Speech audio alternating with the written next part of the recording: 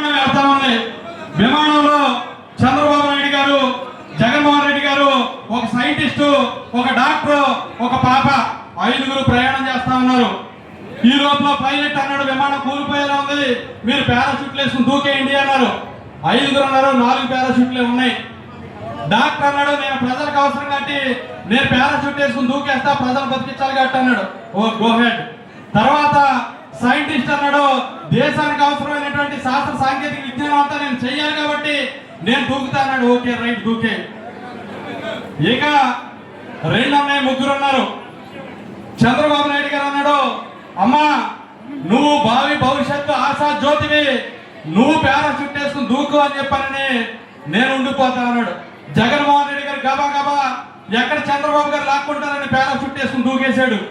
దూకేసిన తర్వాత 2 పారాషూట్లు అయిపోయినాయి వాళ్ళిద్దరికి. జగన్ ఒకటి వేసుకెళ్ళాడు, 3 అయిపోయినాయి అనుకుంటే పాప అందే తాతయ్య తాతయ్య ఇంకో పారాషూట్ ఉందా మన ఇద్దరం దూకుదాం రండి అన్నారు. అదేంటమ్మా జగన్ పట్టుకుపోయాడు కదంటే చదువుకోలేదు కదమ్మా ఆయన, తాతయ్య చదువుకోలేదు కదా, ఫస్ట్ క్లాస్ స్టూడెంట్ కదా, పారాషూట్ అనుకున్న స్కూల్ బ్యాగ్ వేసి దూకేశాడు.